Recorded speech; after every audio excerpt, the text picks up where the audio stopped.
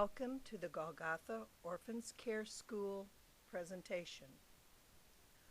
We're going to go halfway around the world to visit some very special children. We will be going to the continent of Africa and the country of Tanzania. 39.5 million people live in Tanzania. The life expectancy is only 52 years of age. The infant mortality under 1 year is 74 per 1,000 live births. What this means is that of every 1,000 babies that are born, 74 will die before the age of 1. The under 5 mortality rate is 118 per 1,000 live births. Once again, this means that out of every 1,000 children that are born, 118 will never see their 5th birthday. The income per capita is $350 per year.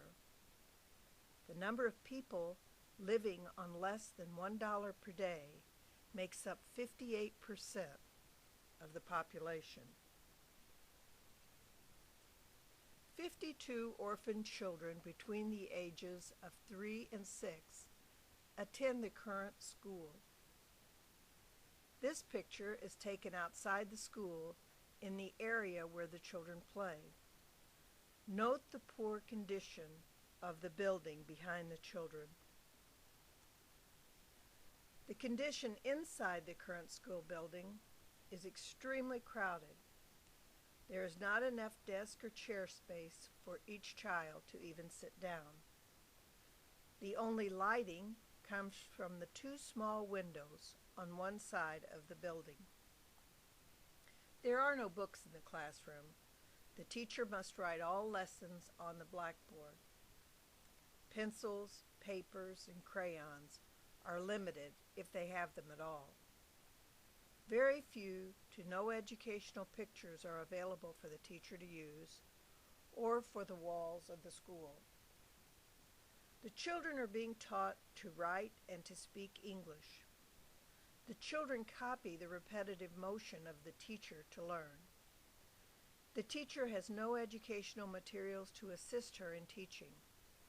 In fact, she does not even have a desk or a chair. The children are intent on learning. They listen to and watch the teacher very carefully. Notice this picture. There are only a couple of children even looking at me when I'm standing so close to take their picture. There is no difference in the curriculum taught to the 3-year-old versus the 6-year-old, as the current school has only one small room. The children are provided with one meal at school. The meal consists of 1 cup of porridge per day, per child. It is served 1/2 cup at a time because the children are so hungry that they gulp down the first half very quickly and are still needing more to eat. Often, this is the only meal that child will have before returning to school the next day. Golgotha School is certified by the city of Arusha and the country of Tanzania. The head teacher has 4 certificates in teaching preschool children. The school has a constitution, budget, and a very active board of directors, all of whom contribute financially to the operation of the school. The school has no water or bathroom facilities. Note the outhouse, which is shared by other members of the community. Due to overcrowding, teaching continues out in the playground. Many times the children learn English through the singing of songs. In this slide, the board of directors is observing the teacher and the children while they are learning. The man in the blue shirt is the assistant teacher, and the lady in the pink suit brings in the porridge each day. The children are very friendly and interact easily with visitors. Most of the children want to shake hands with Sandra. but a few are a little shy. The building in the background is the current school, with only a door on this side of the building. Cross ventilation is limited, and the room gets very hot. The teacher tells the children that they are going to have a new school building. The children are very excited about the news and show their gratitude by hugging Karen. It is hard to tell who loves who the most, Karen or the children. The next stop on the trip was at the site of the new school. This picture shows the left end of the land and the surrounding community. Note the difference between this environment and that of the current school.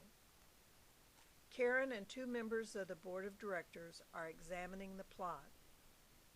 There is a small ravine bordering the back property line and a group of trees which will produce a new atmosphere for learning. With the ravine and the mountain to the back, there will be no crowding of the school by other buildings.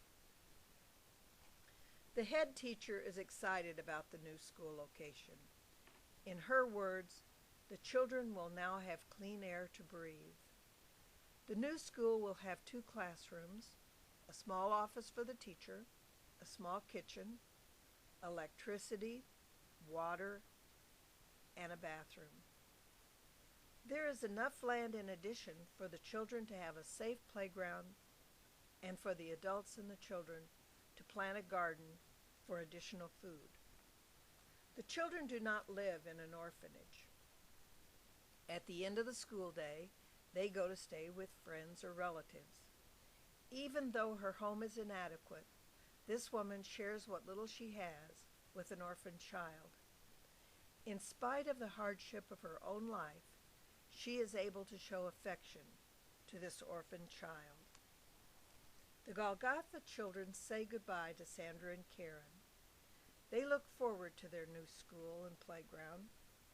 The board of directors and teachers are so thankful that their prayers for land and a new school for the children are finally on the road to being met.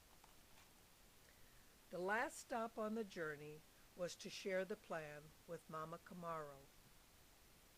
To ensure a successful outcome, every project undertaken by those outside the country must have a trustworthy African advocate overseeing the project. Mrs. Camaro provides us with that confidence as money and documents are being exchanged. This African woman has raised 2 daughters, one a physician and the other an attorney. This grandmother is making a world of difference in the life of this orphan child. This child and all of the children at Golgotha Orphans Care Preschool need your help to build them a new school. Sandra and Karen have purchased the land for the new school. Money is needed now to build the new school upon that land. What are you going to do to help make a difference in the lives of these children? Will you help us build them a new school?